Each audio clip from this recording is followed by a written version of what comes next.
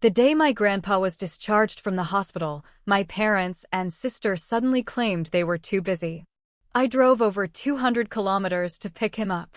The moment he got into my car, he leaned closer and whispered, "Don't take me home. Drive to my lawyer's office." I thought it was just going to be another morning of being taken for granted, another day of my family using me as their free labor while treating me like dirt on their expensive shoes. But I had no idea that this single, exhausting drive across the state of Ohio was about to rip my entire family apart. I had no idea that I was about to hear a recording that would make my blood run cold, a recording where my own mother and my precious golden child sister laughed about my grandfather's impending death. "Why wait for the old man to finally kick the bucket when we can get the property appraised right now?" my sister had said on that tape, her voice dripping with venom and greed. It was the kind of betrayal that makes you physically sick to your stomach. How did a family turn into a pack of vultures circling a hospital bed? What pushed them to sell their souls for a piece of real estate? And more importantly, what was I going to do about it? It started at 5 in the morning on a freezing Tuesday in November. I was lying on my back on a frozen concrete floor, staring up at the undercarriage of a massive 18-wheeler. The air in my shop was so cold I could see my own breath, and my hands were already stained black with motor oil and grease. I am 28 years old, and while most women my age are building careers in air-conditioned offices or planning their weddings, I am a heavy-duty fleet mechanic. I run a small, struggling repair shop that I built from the ground up. I work 60 hours a week, my knuckles are permanently scarred, and my back aches constantly. I take pride in honest, hard work. My family, however, considers my existence a humiliating stain on their carefully crafted upper-middle-class image. My phone buzzed in the pocket of my insulated coveralls. It was our family group text. My grandfather, Harlan, had suffered a mild stroke 2 weeks earlier. Today was the day he was finally being cleared to go home. The doctors said he was incredibly lucky, that his cognitive functions were perfectly intact, but he would need rest and a quiet environment. I pulled my phone out, leaving a smear of grease on the screen. The messages were rolling in rapid fire. My mother, Ainsley, sent the first text. She wrote, "I am so swamped today. I have a meeting with 3 VIP insurance clients, and I just cannot reschedule. Someone else needs to go get your father." 2 minutes later, my dad, Corbin, chimed in. He wrote, "I have a very important golf outing with the regional directors. It is crucial for our networking. I will try to stop by the house tonight." Then came the message from my younger sister, Sutton. Sutton is 25, a luxury real estate broker and the undisputed center of my parents' universe. She is the golden child, the one who never does anything wrong, the one whose life looks like a continuous magazine cover. She wrote, "I have a massive open house event today and a nail appointment at noon that took me 3 weeks to book. I cannot drive all the way out there." There was a long, heavy pause in the chat. And then, my mother sent the final message. She wrote, "Marin, your repair shop has been pretty slow lately anyway, right? You have the time. You drive out and get your grandfather." Nobody asked me if I was busy. Nobody asked how my business was doing or if I had customers relying on me. They just issued a command, wrapped in a casual insult about my livelihood. It burned. It always burned. I stared at the glowing screen of my phone, my jaw clenching so hard my teeth ached. My shop was not slow. I was currently 4 hours behind schedule on a major transmission overhaul for a local freight company, and every hour I lost cost me money I desperately needed. But this was Grandpa Harlan. He was the only one in that entire twisted family tree who ever looked at me with respect. I wiped my hands on an old shop rag, tossed my wrench onto the workbench, and typed back a single word. "Fine." I locked up my shop, climbed into my battered 2015 Chevy Silverado, and cranked the heater to maximum. The engine roared to life, sounding rough and tired, much like I felt. I pulled out onto the highway, beginning the long drive toward the hospital. The sky above Ohio was a bleak slate gray, heavy with the promise of early snow. The interstate was mostly empty, stretching out endlessly before me. I usually like long drives because they give me time to clear my head, but today, the silence in the cab of my truck was suffocating. Every mile marker I passed felt like a reminder of everything my family had done to push me away. It is funny how anger works. You think you have buried it, you think you have moved on, and then one little text message is all it takes to dig up an entire museum of pain. My mind drifted back to the day I finally opened my repair shop. It was 3 years ago. I had spent months working 3 different jobs just to save up the down payment for the lease on that rundown garage. I spent every night painting the walls, fixing the leaky roof, and installing second-hand lifts. I was so proud. I invited my parents and Sutton to a small opening celebration. I bought a cheap sheet cake and a case of soda. I waited in that empty garage for 3 hours. They never showed up. Later that evening, my mother called and said it had started raining, and she didn't want to risk driving on wet roads for just a small gathering. It broke my heart, but I swallowed the pain and told her it was okay. The real kick in the teeth came exactly 1 month later. Sutton passed her real estate broker exam. It was a basic licensing test, but my parents treated it like she had just won a Nobel Prize. They threw a massive party at a country club, and during the dinner, my dad stood up, clinked his glass, and handed Sutton a small black velvet box. Inside were the keys to a brand new Mercedes-Benz. My father proudly announced to the entire room that it cost $65,000, but that his little girl deserved nothing but the best for her massive achievement. I sat at a table in the back corner, wearing a dress I bought on clearance, staring at my rough hands. $65,000. I had begged the bank for a fraction of that amount just to buy tools for my shop, while Sutton was handed a luxury car for passing a multiple-choice test. And they never missed a chance to remind me of where I stood. Just last Thanksgiving, we were all sitting around the dining table. I reached for the basket of rolls, and Sutton stared at my hands with a look of pure disgust. She scrunched her nose and said, "Marin, can you not use some decent soap for once? Your fingernails look like you have been digging in a sewer." I froze, pulling my hand back. I expected my parents to reprimand her, to tell her that was a cruel thing to say. Instead, my mother chuckled softly. She patted Sutton's arm and said, "Well, she is right, Marin. You really should take better care of yourself. It is not very ladylike to look so unkempt." They didn't see the hard work. They didn't see the sacrifice. They only saw dirt. But there was one person who never saw the dirt. Grandpa Harlan. He owned a massive commercial truck parking lot and an old warehouse facility right off the main highway. It was prime real estate, worth millions, but you would never know it by looking at him. He drove an old Ford, wore flannel shirts that had seen better decades, and drank cheap beer. He saw the world clearly. I remember the day after my parents bailed on my shop opening. I was sitting on a milk crate in the empty garage, feeling like a total failure. I heard a truck pull up. It was Harlan. He didn't say a word about my parents not showing up. He just walked in, looked around at the clean floors and the freshly painted walls, and nodded. He pulled a 6-pack of beer from a paper bag, tossed one to me, and sat down on a stack of tires. "You built a good thing here, Marin," he had said, taking a sip of his beer.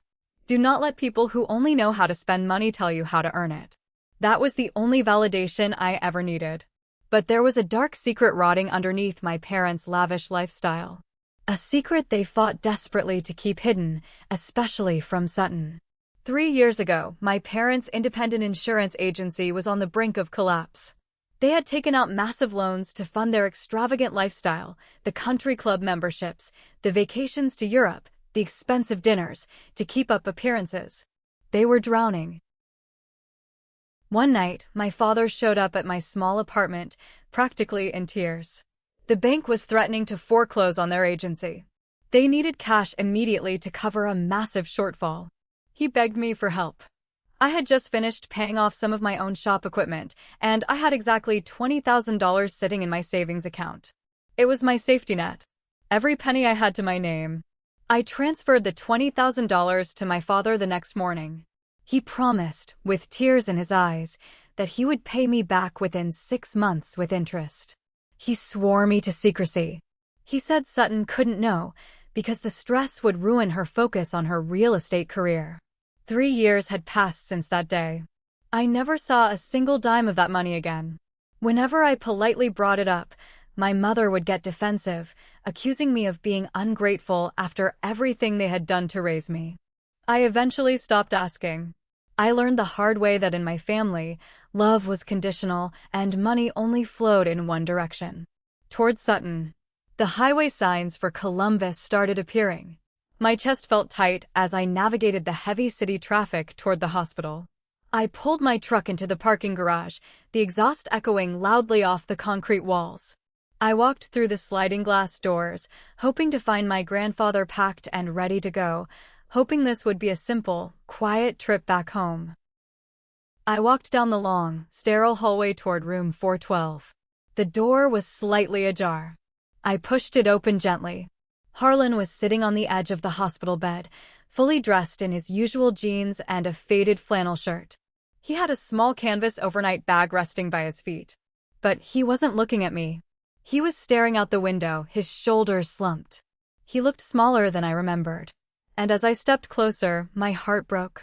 A single tear was rolling down his weathered cheek. "Grandpa," I said softly, stepping into the room. He quickly wiped his face with the back of his hand and turned to me. He forced a small, tired smile. "Marin, you came."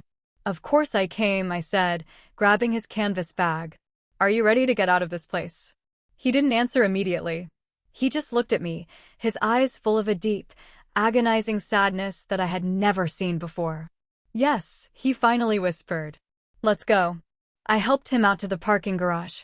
He moved a little slower than usual, leaning heavily on his wooden cane, but his grip on my arm was firm. I opened the passenger door of my Silverado, carefully helping him up into the seat, then threw his bag into the back. I climbed into the driver's seat, started the engine, and pulled out onto the city streets, heading for the highway on-ramp. The cab of the truck was completely silent. It wasn't our usual comfortable silence. The air felt thick, heavy with something unspoken. I kept glancing over at him. He was staring straight ahead at the dashboard, his jaw set hard, his hands resting on his knees. We hit the highway, merging into the fast lane. I turned the heater down a notch.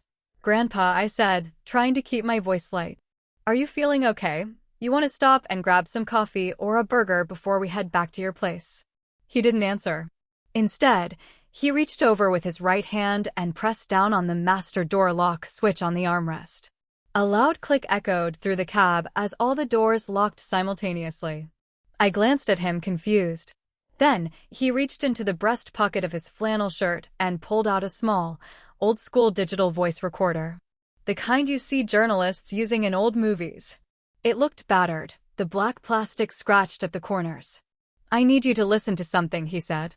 His voice was completely steady, stripped of any emotion, which somehow made it terrifying. "Grandpa, what is that?" I asked. "Just listen," he commanded quietly. He pressed the play button. The tiny speaker crackled with a few seconds of static, followed by the steady, rhythmic beeping of a hospital heart monitor. Then, voices filled the cab of my truck. Voices I recognized instantly. It was Sutton. Her voice was crystal clear, low and urgent. "Listen to me, Dad," Sutton's recorded voice said. "I drove past the highway property yesterday. The new logistics corporation is actively buying up the land on the east side of the interstate. That commercial truck lot and the warehouse are sitting on a gold mine. If we sell that land to the logistics firm, we are looking at 3 or maybe 4 times its assessed value." My stomach dropped. I kept my eyes fixed on the road, my knuckles turning white on the steering wheel. Then, my father's voice answered on the recording.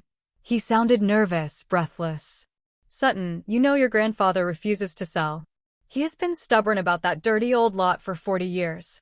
He says it provides income." "Income," Sutton scoffed, a harsh, mocking sound.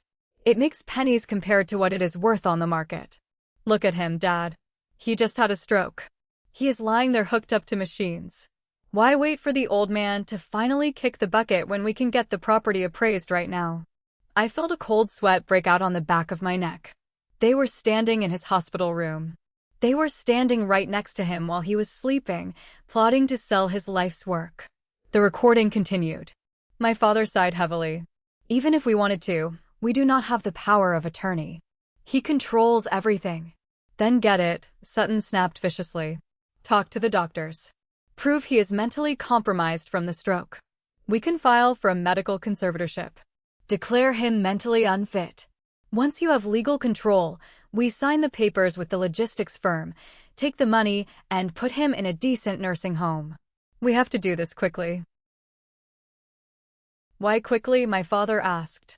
Because, Sutton said, her voice dropping to a nasty whisper. We have to do it before Marin sniffs around.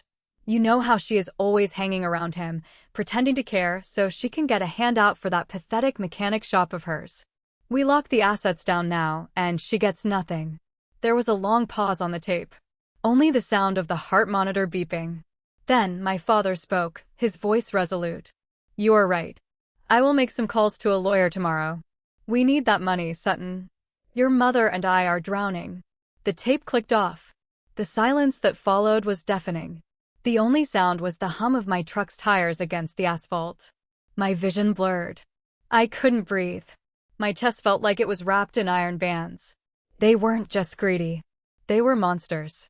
They were standing over a man who had just suffered a brain injury, a man who gave them everything, and they were talking about him like he was already a corpse. And they were planning to legally declare him insane just to steal his land. I looked over at Harlan. He was staring out the passenger window, watching the bare trees whip by. His hands were folded in his lap. Grandpa, I choked out, my voice breaking. I am so sorry. I didn't know.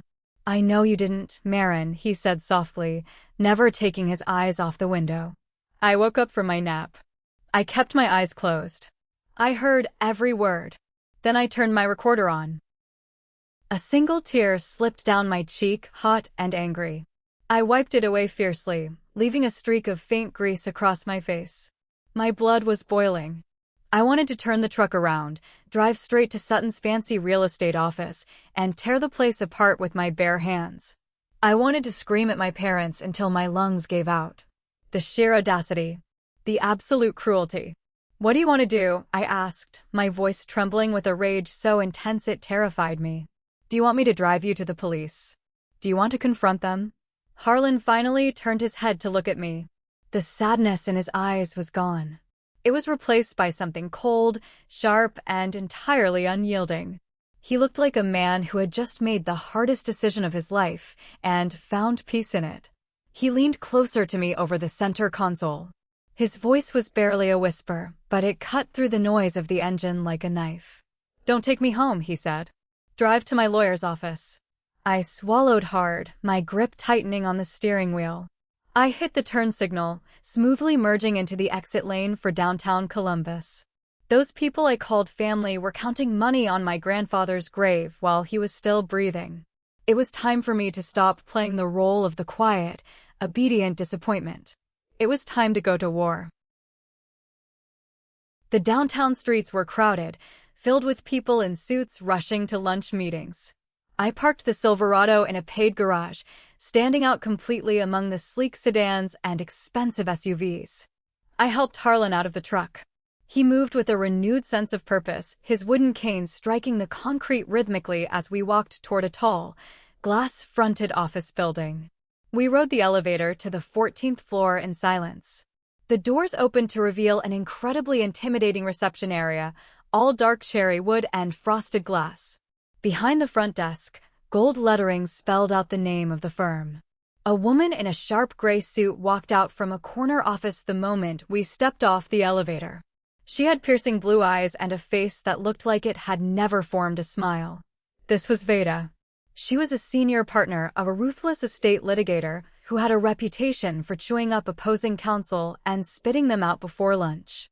Harlan, she said, her voice crisp and authoritative. She didn't look surprised to see us. She didn't ask how he was feeling. She just gestured toward her office. Let's get to work.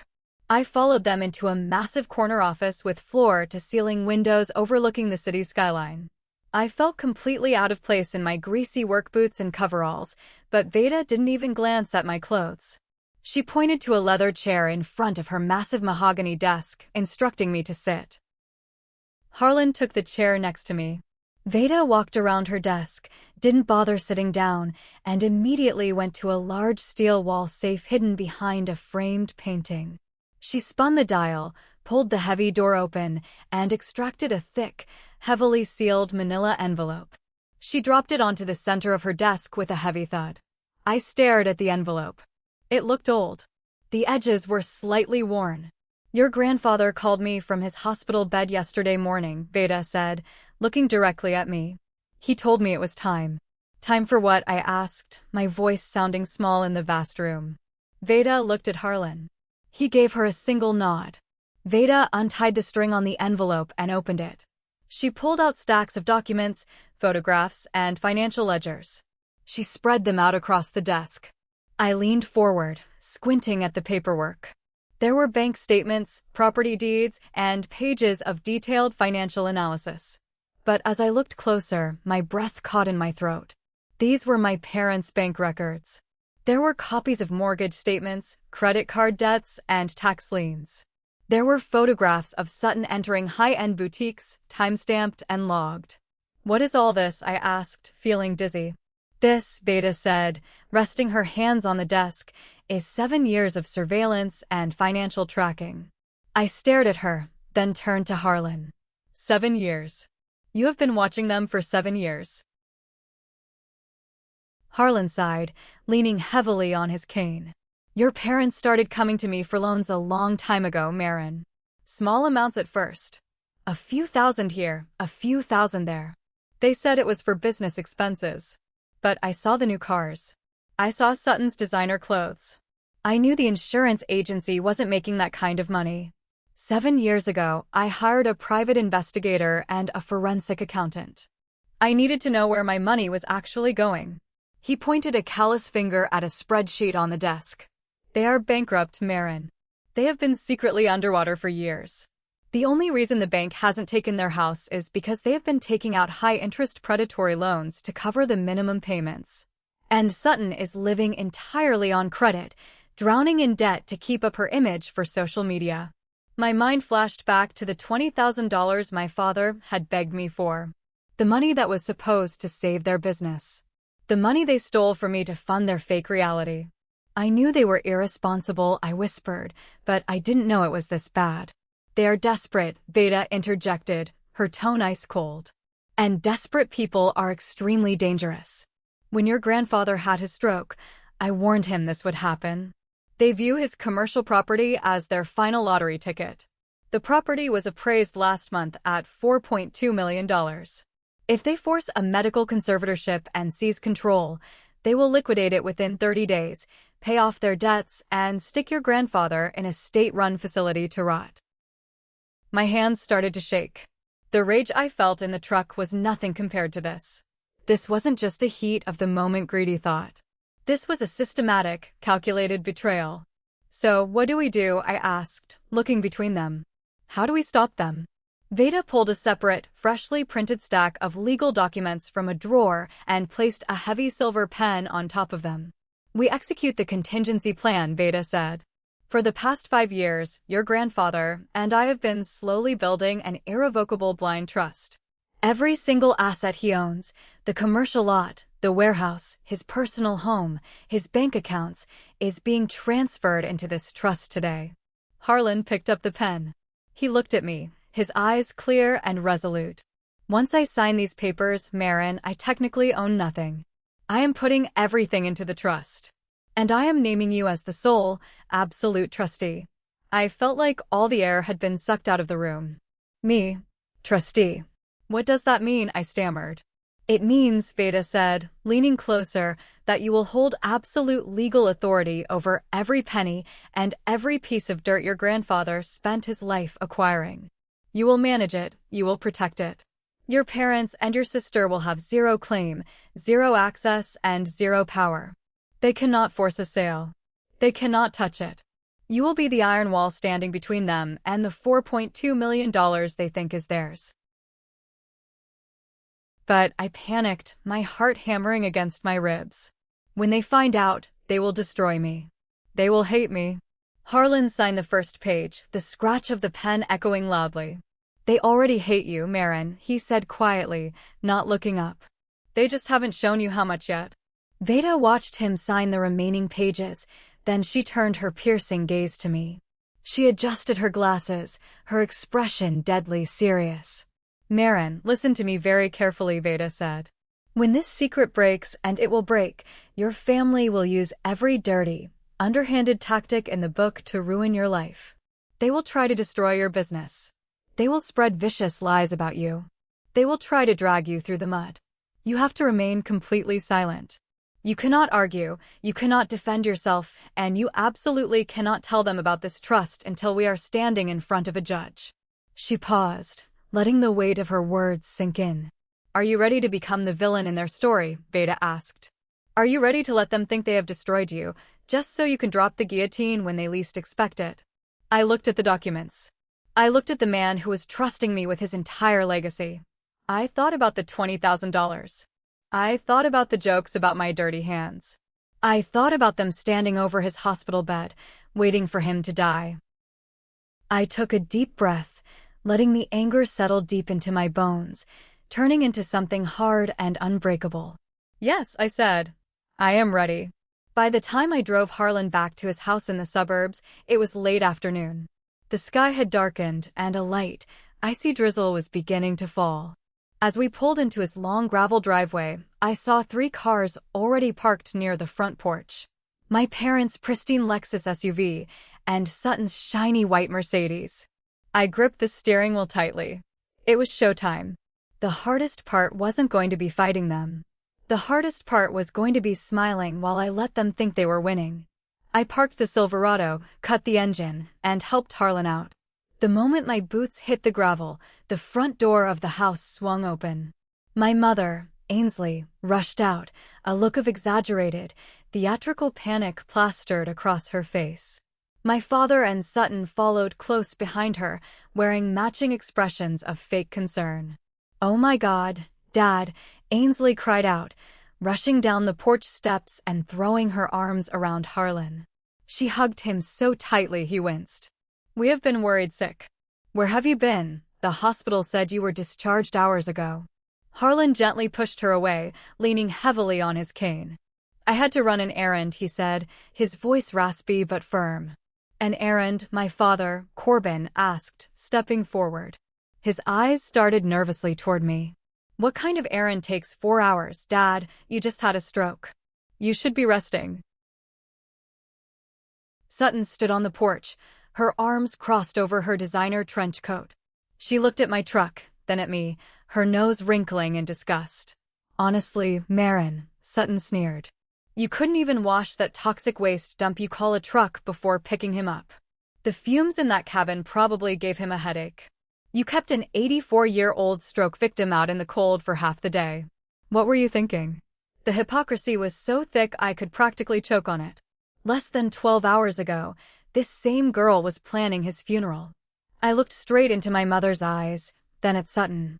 I shrugged casually, keeping my face completely blank. "Traffic was bad," I said, my voice deadpan. Ainsley's eyes narrowed. She didn't believe me for a second. She looked me up and down, searching for a crack in my armor. "Well," she said sharply, "let us get him inside. Marin, you can leave now. We will take over his care from here." I wanted to laugh. They were already trying to physically isolate him, likely to start the groundwork for their medical conservatorship. But Harlan had already warned me this would happen. "I am going to stay for a bit," I said, grabbing his bag from the back seat. "Make sure he is settled." The tension in the living room was suffocating. My parents fluttered around Harlan, offering him tea, adjusting his pillows, playing the role of the devoted children perfectly. I sat in a faded armchair in the corner, scrolling through my phone, pretending not to pay attention. But I was watching their every move. Around 10 o'clock that night, Harlan announced he was tired and went to bed. My parents and Sutton retreated to the kitchen, speaking in hushed, urgent whispers. I told them I was going to sleep on the sofa in the living room to keep an ear out for Grandpa. They clearly hated the idea, but they couldn't argue without looking suspicious. Around midnight, the house was completely dark. The only sound was the wind howling outside. I was lying on the sofa, wide awake, staring at the ceiling. Then I heard the faint creak of the floorboards. I stayed perfectly still, regulating my breathing to make it sound like I was asleep. Through the darkness, I saw a shadow slip past the living room and head toward the front door. The deadbolt clicked open with a soft metallic snap. I silently slid off the sofa and crept to the front window, peering out through a crack in the blinds. Outside, in the freezing rain, was my mother. She was wearing a heavy coat over her pajamas, holding a small flashlight. She walked quickly over to my Chevy Silverado parked in the driveway. To my horror, I realized I hadn't locked the doors. She opened the driver's side door and climbed in. The faint beam of her flashlight clicked on, illuminating the interior of my truck. I watched in cold fascination as my own mother began to systematically tear my truck apart. She opened the glove compartment, throwing old receipts and registration papers onto the floor. She dug through the center console, pulling out handfuls of napkins, spare fuses, and loose change. She was moving with frantic, desperate energy. She was searching underneath the seats, patting down the sun visors. She was looking for paperwork. She knew Harlan hadn't just been sitting in traffic for 4 hours. She was terrified he had gone to the bank, or worse, a lawyer. I stood there in the dark, watching her for 10 agonizing minutes. I felt a wave of profound pity mixed with intense disgust. This was what greed did to people. It stripped away their dignity, reducing them to thieves digging through the trash in the middle of the night. She eventually gave up, turning off the flashlight and slipping back inside the house. I hurried back to the sofa and closed my eyes before she walked past the living room. The next morning, I woke up early, made coffee, and left before anyone else was awake. When I got to my truck, I saw the mess she had left behind. The contents of my glove box were scattered across the floor mats. I didn't clean it up. I just sat in the driver's seat and stared at it, letting the reality of the war I had just entered wash over me. I thought I had seen the worst of them. I was wrong. Because the very next day, the real attack began. It started on a Thursday. I was under a client's delivery van, struggling to break loose a rusted suspension bolt, when my phone rang. It was the fleet manager for a large local bakery. They were my biggest client, providing almost 30% of my monthly revenue. "Hey Marin," the manager said, his voice sounding incredibly awkward and strained. "Listen, we are going to have to cancel the maintenance contract we have with you." I stopped working, the heavy wrench slipping from my hands. "Cancel it?" I asked, wiping my forehead. "Why, did I do something wrong with the last batch of repairs?" No, the work was fine," he stammered. "It is just... Look, I don't want to get involved in family drama. But someone called our corporate office this morning. They said some pretty concerning things about your business practices. About how you handle finances and some legal trouble you might be in regarding elder abuse. The bosses got spooked. We cannot be associated with that kind of liability." "I am sorry." The line went dead. I lay there on the cold concrete, staring up at the oily bottom of the van. Elder abuse. Sutton. She wasn't just trying to isolate Harlan. She was actively trying to destroy my livelihood, trying to cut off my income so I would be too poor and desperate to fight them in court when the time came. The flying monkeys were being deployed. The smear campaign had begun. By Friday afternoon, I had lost 2 more major commercial contracts. The tactic was brutally effective. Sutton, using her connections in the local business community and her polished, professional facade, was quietly planting seeds of poison everywhere. She wasn't standing in the town square screaming. She was making subtle phone calls, sending concerned emails, mentioning over cocktails at the country club that her poor, troubled sister Marin was under investigation for financially manipulating their sick grandfather. In a tight-knit community, rumors like that spread faster than a grease fire. Business owners don't care about the truth. They care about liability.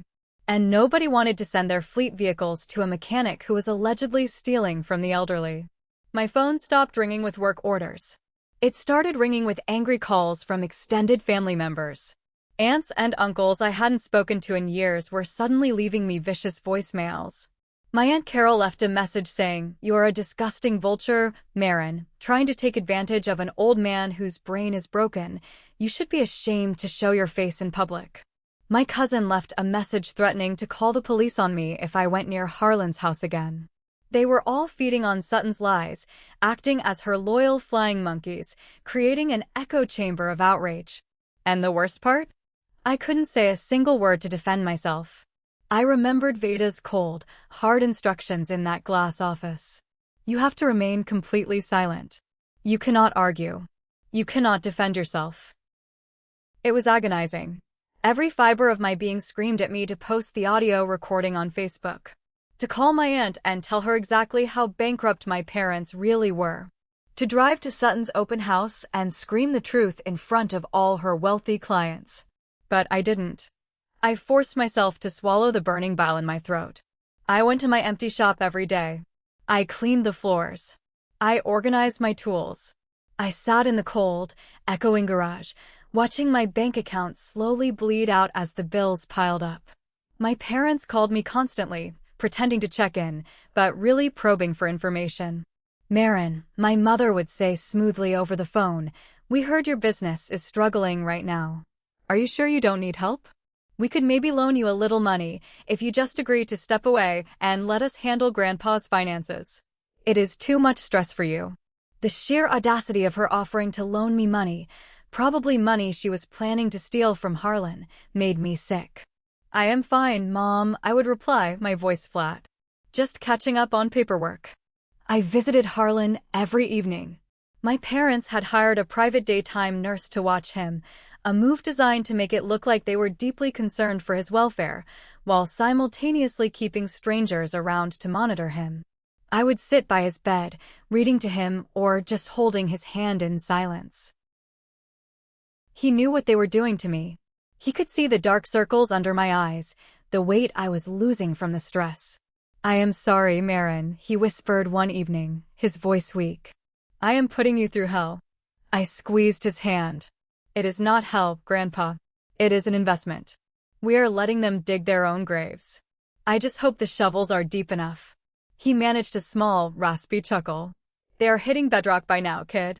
The psychological warfare continued for 3 grueling months. Winter set in hard, burying the city in heavy snow. I fell behind on my shop's lease.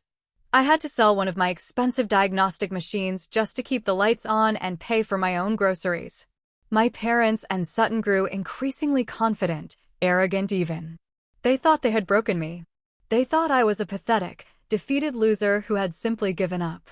They began openly discussing their plans for the commercial lot in front of me, thinking I was too stupid or too cowed to understand. During a painfully tense Christmas dinner, Sutton loudly bragged about the logistics firm increasing their preliminary offer. My father nodded eagerly, saying they just needed to wait for the conservative legal process to clear the path. I sat at the end of the table, eating my dry turkey, silent and invisible. Just the way they liked me. But the waiting was taking a toll on all of us. Harlan was growing weaker. The stroke had taken more out of him than the doctors initially realized. His heart was failing slowly and quietly. On a Tuesday morning in late February, the bitter cold wind was rattling the windows of my apartment. My phone rang at 4 a.m. It was my mother. She was hysterical. "Marin," she screamed into the phone, her voice cracking. "Get here now. It is your grandfather." He stopped breathing. I dropped the phone. I didn't even put on a jacket. I ran out to my truck in the freezing snow and drove like a maniac to his house. But I was too late. By the time I rushed into his bedroom, the paramedics were already packing up their equipment. The heart monitor that had beeped so steadily on that awful audio recording was silent. Harlan was gone. I stood in the doorway, my chest heaving, the world spinning around me. My father was sitting on the edge of the bed, his face buried in his hands. Sutton was standing in the corner, holding a tissue to her eyes, though I couldn't see a single tear. My mother walked over to me, her face pale. "He passed in his sleep," she said quietly. I walked past her, ignoring the rest of the room, and stood by his side. I reached out and touched his cold, calloused hand one last time. The only person in this family who truly loved me was gone. A profound, crushing grief washed over me, threatening to pull me under. But as I stood there, listening to the forced, theatrical sniffles of my sister and the heavy sighs of my parents, the grief began to harden. It crystallized into pure, unadulterated resolve. Harlan had spent his final months watching the people he raised circle him like vultures. He had died knowing their hearts were completely black. I gently placed his hand back down and turned to face my family.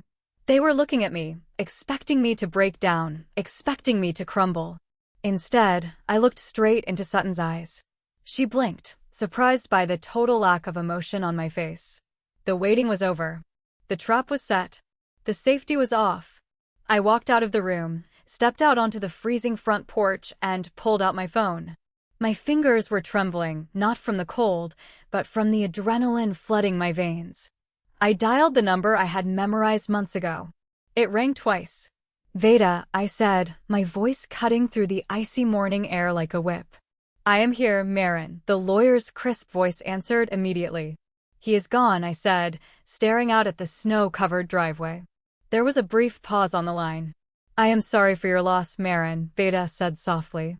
Then, her tone shifted back to the cold, ruthless litigator I needed her to be. "Are you ready to bring the hammer down?" she asked. I looked back at the front door of the house. Inside, 3 people were already calculating how fast they could cash a dead man's checks. "Yes," I said. "Burn it all to the ground." Thank you for reading the first half of this story. If you're enjoying the drama and want to see how Marin finally strikes back, please drop a like and let me know your thoughts in the comments below. The funeral was held on a bitterly cold Thursday morning. The sky above the Ohio cemetery was the color of bruised iron, heavy with the threat of winter rain. The wind whipped through the bare, twisted branches of the old oak trees, carrying a chill that seeped straight into my bones. I stood near the very back of the small crowd of mourners, wearing the only black suit I owned. It was a cheap, off-the-rack blazer that I usually wore for meetings at the bank, and it offered zero protection against the freezing air. I shivered, stuffing my rough, scarred hands deep into my pockets. But the physical cold outside was nothing compared to the chill I felt watching my family perform their final, sickening act of theater. Sutton was standing right at the front, positioned perfectly so everyone could see her. She was dressed in a sleek, designer black dress that looked like it belonged on a high-fashion runway rather than at a graveside service. She wore an expensive wool coat draped over her shoulders and oversized dark sunglasses, despite the heavy cloud cover. She kept dabbing at her dry eyes with a monogrammed silk handkerchief, playing the role of the devastated, heartbroken granddaughter. But I watched her closely. I saw exactly what she was doing. She was scanning the crowd. She wasn't looking for comfort or shared grief. She was looking for clients. Grandpa Harlan had known a lot of wealthy, influential people in the local logistics and commercial real estate sectors. He had spent decades building relationships in the trucking industry. As the pastor droned on about Harlan's lasting legacy and his generous spirit, I watched Sutton subtly slip her glossy business cards into the hands of 3 different business owners as they walked up to offer their condolences. She murmured softly to them, tilting her head in fake sorrow. I could read her lips. She was saying things like, "We have a lot of premium properties opening up soon. I will call your office on Monday to discuss the logistics lot." She was literally networking over his casket. She was trying to secure buyers for his land before he was even buried in it. My parents were not much better. Ainsley and Corbin stood arm in arm, accepting the sympathy of the community with practiced, solemn nods. They looked like a grieving power couple. But during the brief walk from the chapel to the burial site, the crowd thinned out, and I ended up walking a few paces behind them. The freezing wind carried their hushed whispers straight to me. "Your father had an old Porsche when we first met," my mother whispered to my dad, leaning in close. "Do you remember it? Maybe we should look at getting a Cayenne. The new models are stunning, and it would project a lot of success for the insurance agency." My father nodded in agreement, rubbing his gloved hands together to keep warm. "We can visit the luxury dealership next week," he whispered back. We just have to wait until the preliminary estate paperwork is filed and the emergency conservatorship is formally dropped. We deserve a reward for getting through this nightmare. I stopped walking. I stood on the frozen grass, letting the rest of the mourners pass me by. They were already spending the money. They were picking out luxury vehicles before the dirt had even settled on his grave. A wave of pure, unfiltered disgust washed over me. My vision blurred with rage. I wanted to scream. I wanted to grab the microphone from the pastor, plug in that digital recorder, and play that audio tape right then and there. I wanted the whole town to hear what monsters they truly were. But Veda's cold, calculating voice echoed in my head. Let them dig their own graves. I stayed silent. I watched the cemetery workers lower Harlan into the ground. I said a quiet goodbye in my heart, promising him I would protect what he built, and I left the cemetery without speaking a single word to my parents or my sister. I thought they would at least wait a week or two out of sheer decency before making their move. I thought they would pretend to mourn for a little while. I underestimated their desperation. Less than 24 hours after the funeral, I was back at my shop. The ancient heating system had broken down again, and the temperature inside the garage was barely above freezing. I was shivering under the hood of a massive delivery truck, trying to loosen a rusted manifold bolt with a heavy wrench. The garage door was rolled halfway up to let out the exhaust fumes. I heard footsteps crunching on the gravel outside. I slid out from under the hood, wiping a streak of black grease from my eyes. A man in a cheap gray windbreaker was standing in the doorway. He didn't look like a customer. He was holding a thick manila envelope. "Marin," he asked, his voice flat and bored. "Yeah, that is me," I said, grabbing a shop rag to wipe my hands. "Can I help you?" He walked forward, shoved the envelope directly against my chest, so I was forced to grab it, and stepped back. "You have been served," he said. He turned on his heel and walked back to his unmarked sedan, driving away without another word.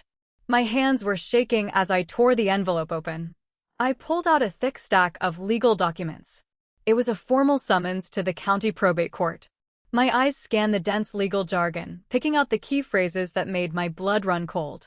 Petition to contest the estate. Allegations of undue influence. And there, bolded near the bottom of the first page, was the formal charge. Fraud and the malicious coercion of an elderly, mentally compromised individual. Sutton and my parents were officially suing me. They were petitioning the court to invalidate whatever will they thought Harlan had left behind. They were claiming that I had manipulated him in his final months, taking advantage of a brain-damaged old man to steal his fortune. They were asking a judge to freeze all his assets immediately and appoint my father as the executor of the estate. My phone vibrated in my pocket. I pulled it out. It was a text message from Sutton. The message read, "We know exactly what you were trying to do, Marin. You tried to isolate him and steal what belongs to this family. You are a disgusting failure, but you are not smart enough to pull this off. See you in court." I stared at the glowing screen, my heart pounding a furious, heavy rhythm against my ribs. I didn't reply. I didn't defend myself. I just took a picture of the lawsuit, texted it to Veda, and added a single sentence. "It is time." Veda replied 2 minutes later. Her message was brief. "Wear a nice suit. Wash your hands. Let us go hunting."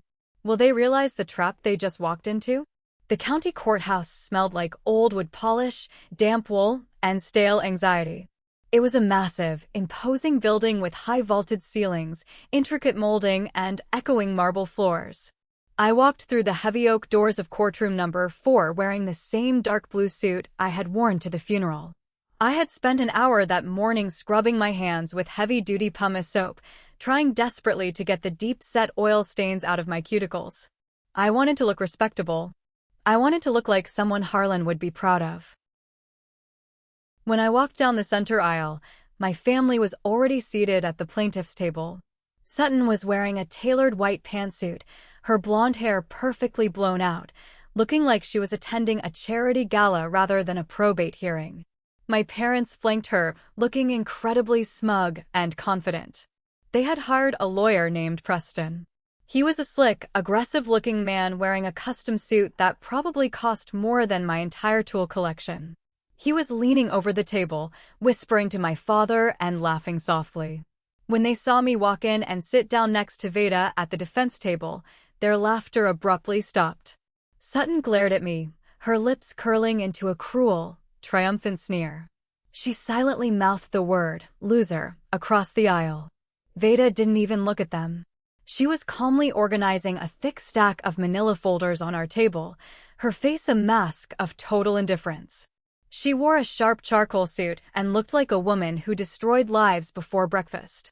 "Are you nervous?" Veda asked quietly, not looking up from her files. "No," I whispered back, keeping my eyes fixed on the judge's empty chair. "I am furious." "Good," she said, snapping a folder shut with a loud crack. "Use it. Keep your face blank and let them dig the hole deeper." The bailiff called the room to order and Judge Harrison walked in. He was an older man with silver hair, strict and no-nonsense. He was known for having zero patience for frivolous family drama in his courtroom. He sat behind the high wooden bench, adjusted his reading glasses, and looked down at the massive stack of paperwork in front of him. "Let us begin," Judge Harrison said, his voice echoing in the large room. "The plaintiffs are contesting the validity of Harlan's estate planning, citing undue influence and lack of mental capacity. Mr. Preston, you have the floor for your opening statement." Sutton's lawyer stood up, buttoning his expensive jacket. He walked slowly toward the center of the room, playing to the invisible audience, exuding total confidence. "Your Honor," Preston began, his voice dripping with practiced sorrow and fake empathy.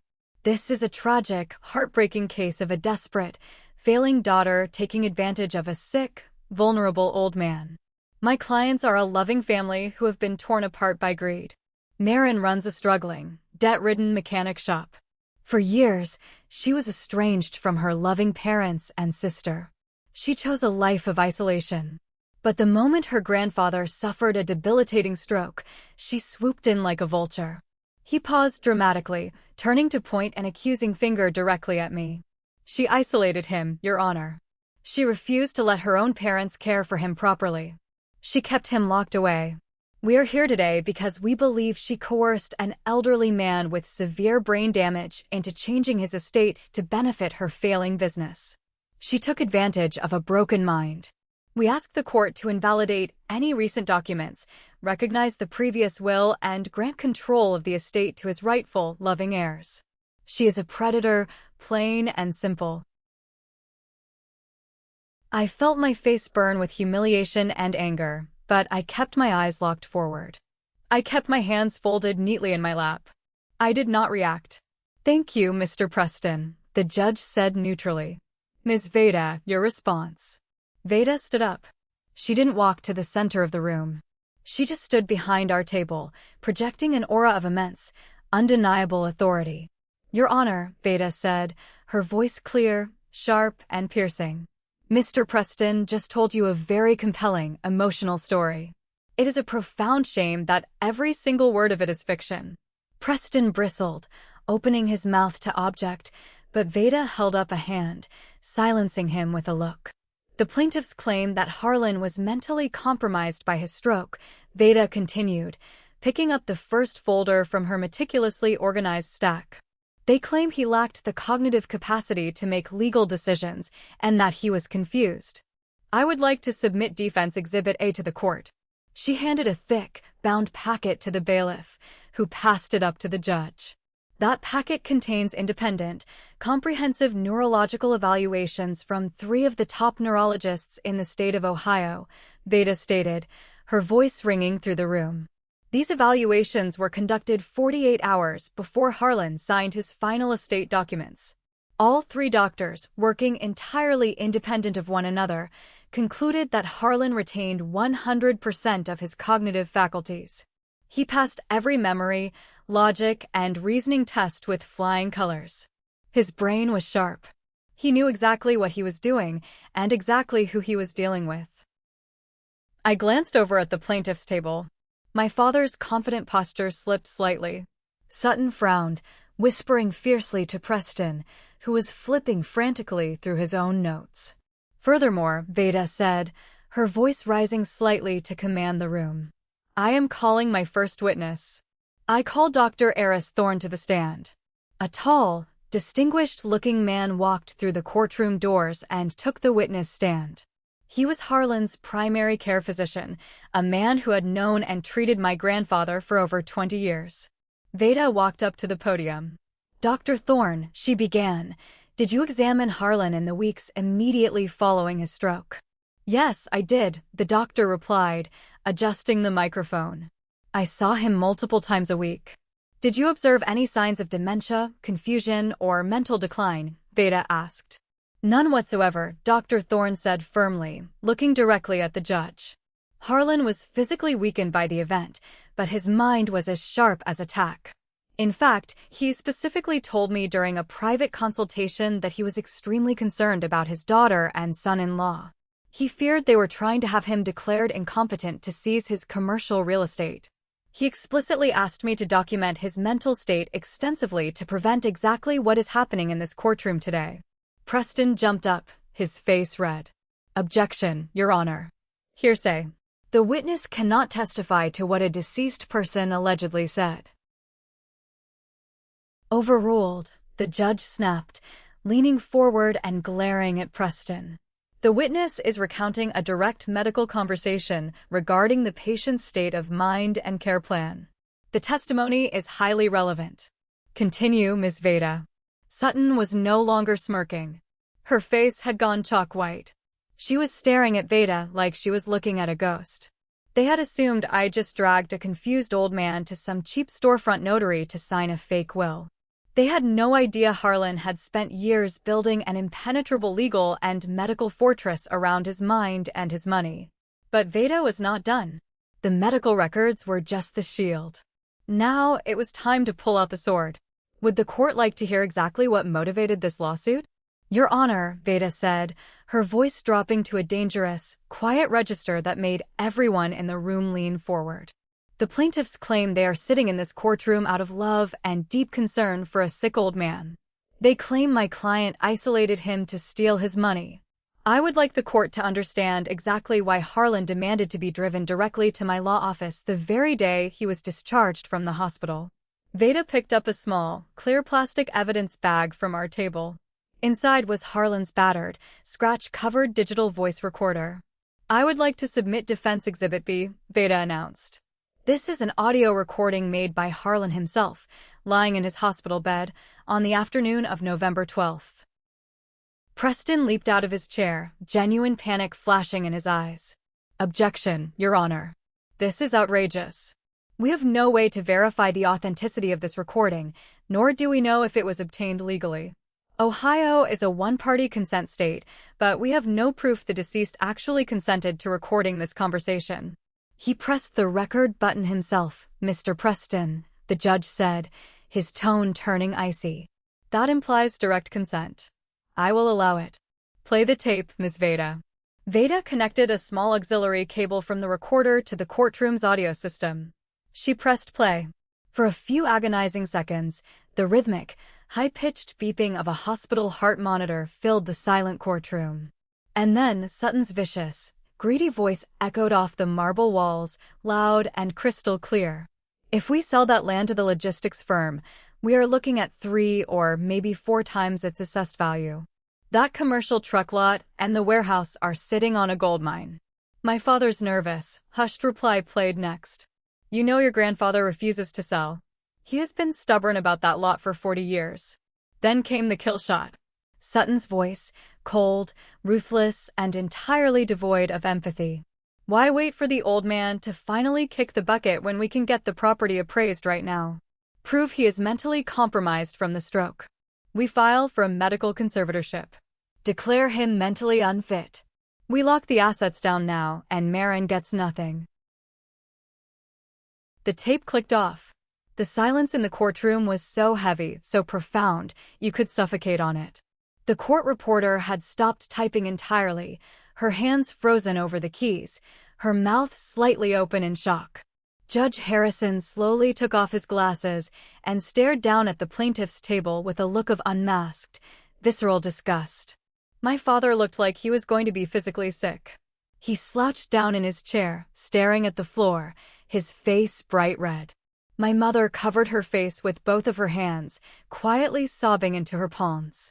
Sutton, however, was shaking uncontrollably. Her carefully constructed facade was shattering into a million jagged pieces. She looked at Preston, her eyes wide with terror, silently begging him to fix it. But the expensive lawyer was staring straight ahead, his jaw clenched tight, realizing his entire case had just imploded in spectacular fashion. But Veda was a predator who never stopped until the prey was thoroughly and utterly destroyed.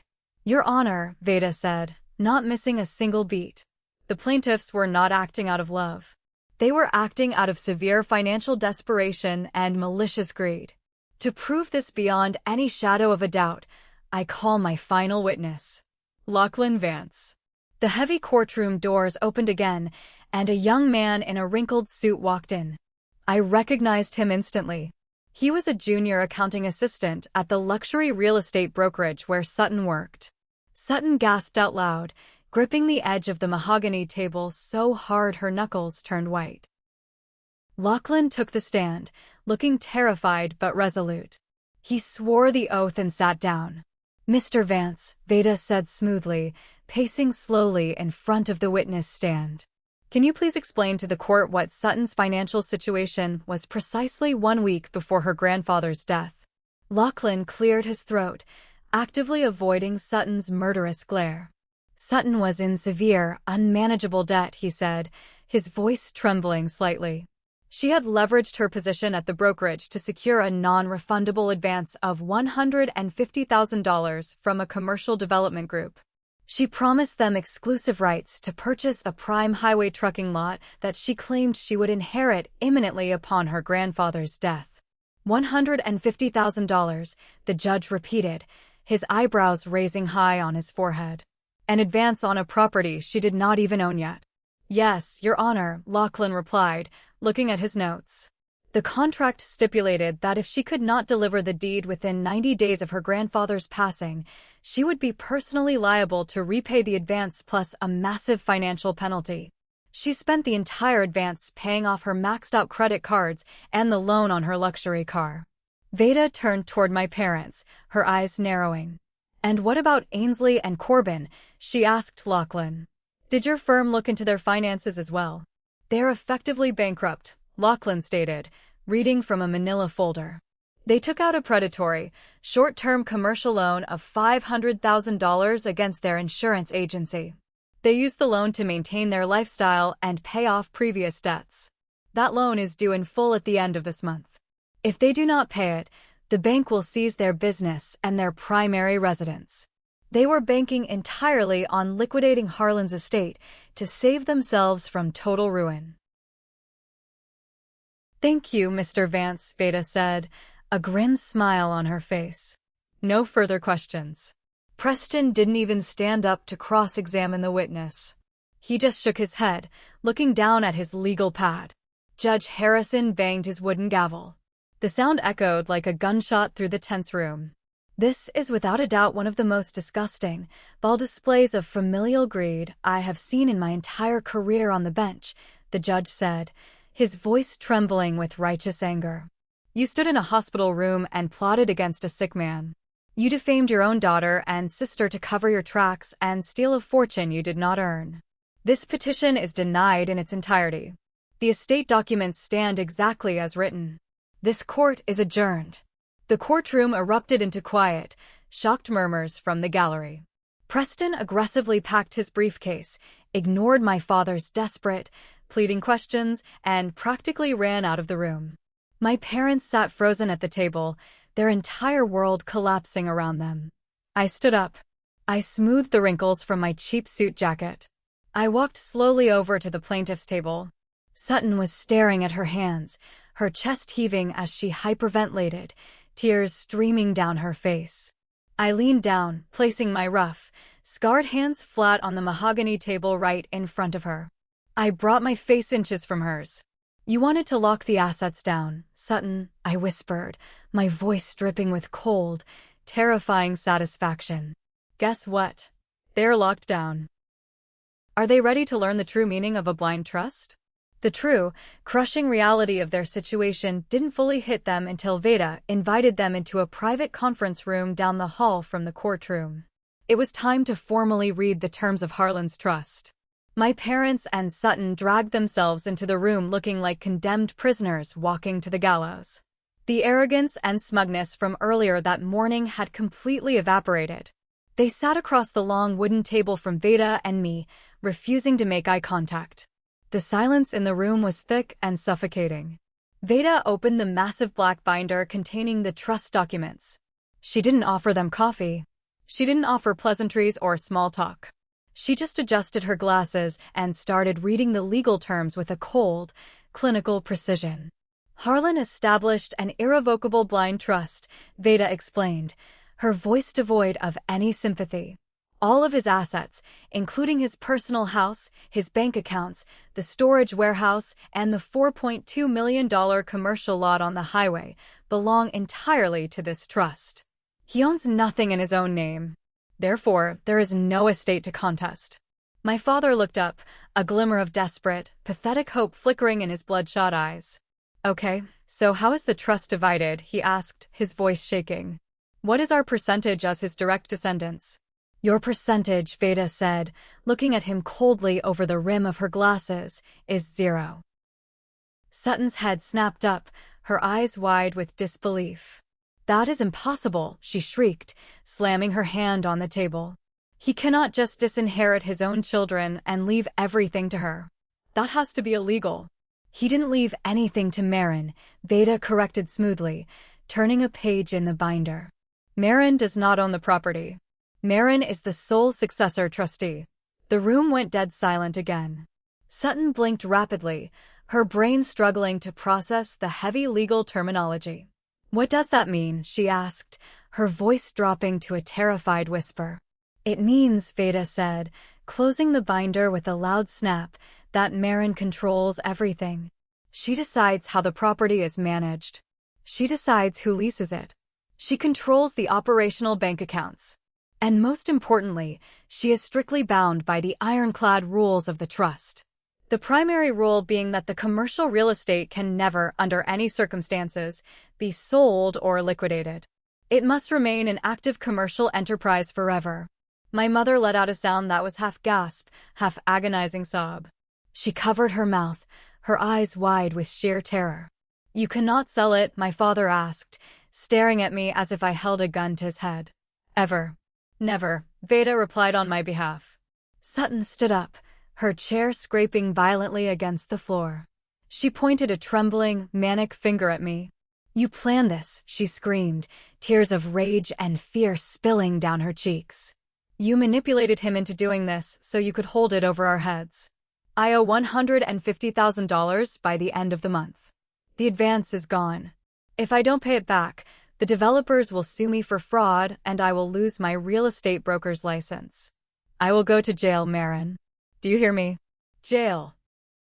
And we owe $500,000, my father choked out, burying his face in his hands as tears finally spilled over. Marin, they're going to take the house. They're going to seize the insurance agency. Your mother and I will be out on the street. We will have nothing. You have to dissolve the trust. You have to find a legal loophole and sell the land to save us. I sat there, perfectly still, looking at the three of them. I felt a profound sense of irony washing over me. The golden child, stripped of her fake glitter and designer clothes, facing prison and total professional ruin. The enabling, arrogant parents, finally crashing under the massive weight of their own lies and debts. For 28 years, I was the punchline to all of their jokes.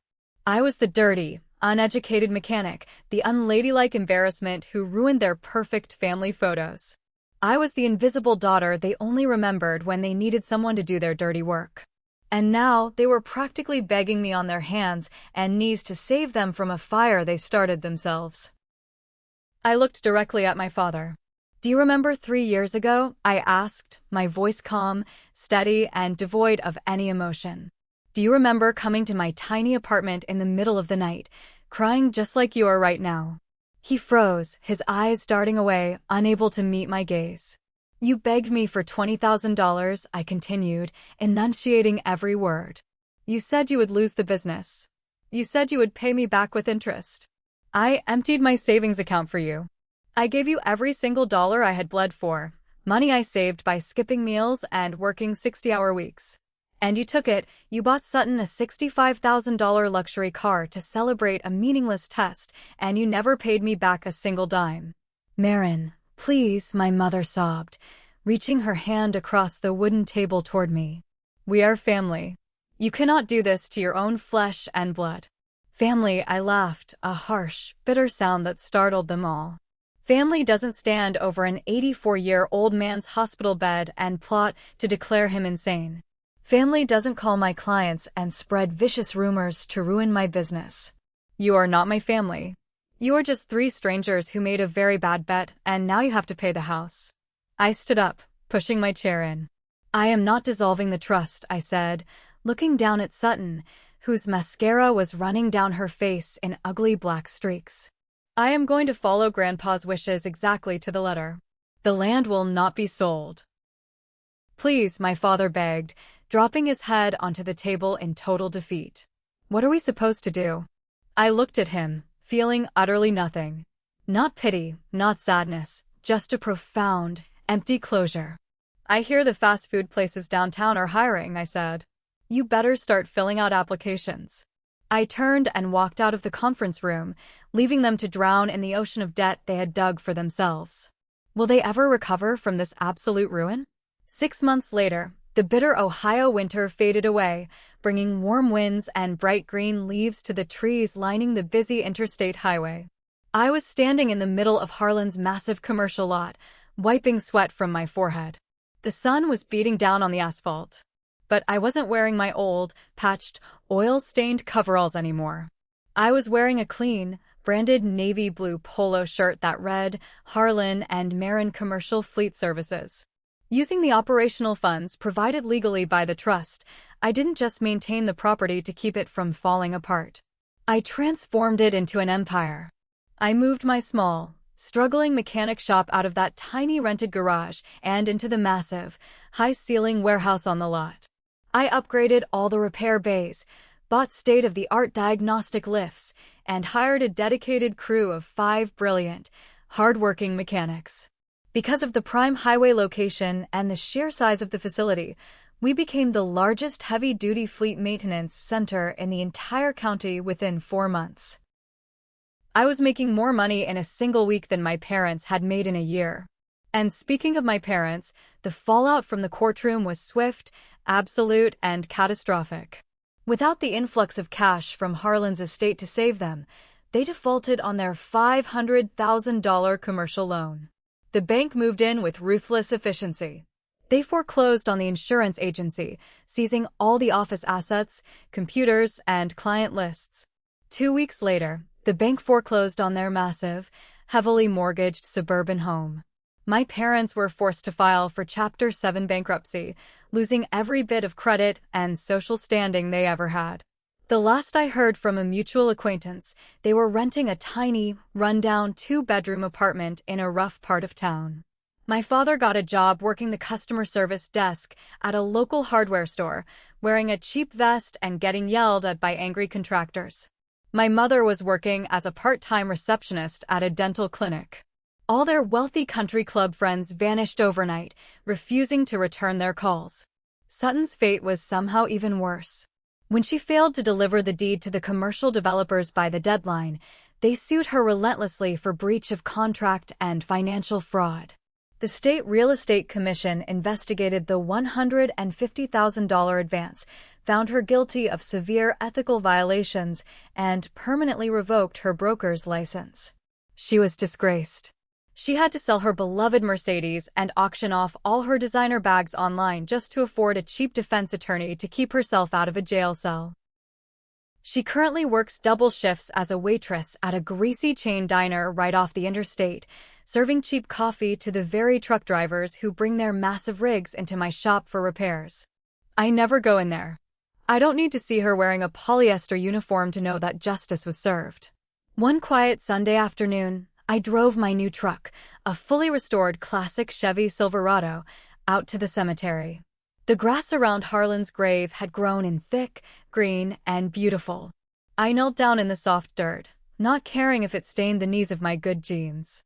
I reached into my pocket and pulled out a small, heavy silver wrench.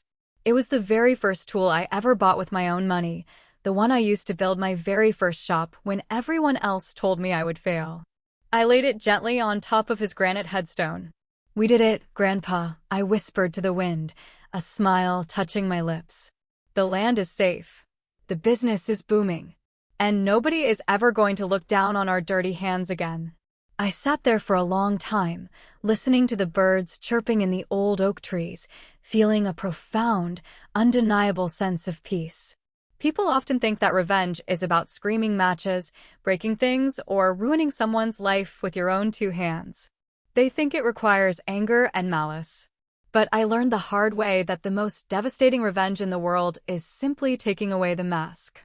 True justice isn't about destroying someone. It is about stepping aside, removing the safety net, and letting the brutal consequences of their own toxic, greedy actions crush them while you quietly build your own empire. They thought I was the weak link in the family. They thought I was a failure because I didn't care about designer clothes, expensive cars, or country club memberships. But when the dust finally settled, the girl with the grease on her hands was the one holding all the keys. Many of my distant relatives have sent me nasty messages online since the trial, calling me cold-blooded and heartless for refusing to bail my parents and my sister out of their massive debts. They say that family is family, no matter what they have done, and that letting my own parents lose their home and their careers was going way too far. They say I should have found a way to compromise and help them out. But what do you guys think? Did I cross a line by letting them fall into total financial ruin and face the brutal consequences of their own actions? Or did I simply return the exact same energy and cruelty they showed my grandfather when he was lying helpless in a hospital bed? Let me know down in the comments. I read every single one of them. If you love this story and want to hear more about entitled families getting exactly what they deserve, hit that subscribe button, leave a like, and turn on notifications so you never miss an update. Thanks for watching, and I will see you in the next one.